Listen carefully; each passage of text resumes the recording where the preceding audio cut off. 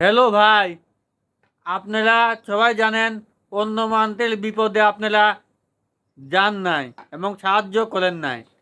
এখন আমাদের দেশের মাটিতে পাবনা শহরে আমাদের এই পানিটা আসবে কেবল আমরা জানলেন। আপনারা এই ভিডিওটা দেখেন, সব কিছুই বুঝতে পারবেন। বন্যা পরিস্থিতি দেখা দিয়েছে ভারতের বিহার ও ঝাড়খণ্ডে।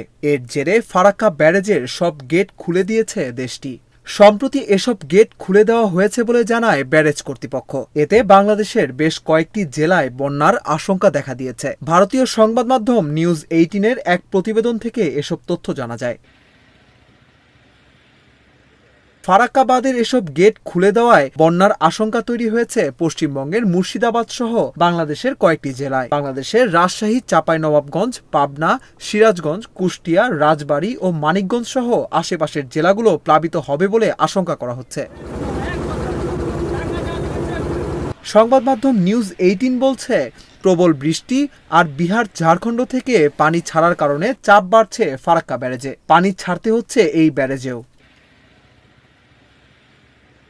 ফারাক্কা বাঁধ প্রকল্পের একটি সূত্রের বরাতে সংবাদ মাধ্যম নিউজ 18 বলছে, বিহার ও ঝাড়খণ্ডে বিপুল পরিমাণ বৃষ্টি হওয়ায় এবং ফারাক্কা বাঁধ প্রকল্পের পানির স্তর বৃদ্ধি পাওয়ায় সব গেট খুলে দেওয়া হয়েছে। যে পরিমাণ পানি আসছে সেই পরিমাণ ছাড়া হয়েছে। ইতিমধ্যেই বিপদসীমা অতিক্রম করেছে। ফারাক্কা ব্যারেজে পানি ধরে রাখার ক্ষমতা নেই, ফলে ছাড়তে বাধ্য হচ্ছে তারা। পানি না ছাড়া হলে ফারাক্কা ব্যারেজ ক্ষতিগ্রস্ত হওয়ার আশঙ্কা রয়েছে।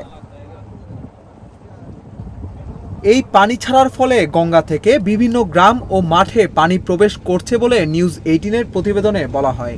এতে আরও বলা হয়, প্লাবনের আশঙ্কা করছেন মুর্শিদাবাদের মানুষ।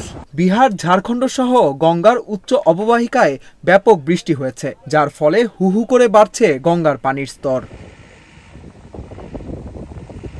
জানা যায়, ফারাক্কা ব্যারেজের আপস্ট্রিমে পানি ধারণ ক্ষমতা 26.24 মিটার, বিপদসীমা 22.25 মিটার এবং সতর্কসীমা 21.25 মিটার। ইতিমধ্যে আপস্ট্রিমের ধারণ ক্ষমতা অতিক্রম করায় শনিবার থেকে খুলে দেওয়া হয়েছে অধিকাংশ গেট।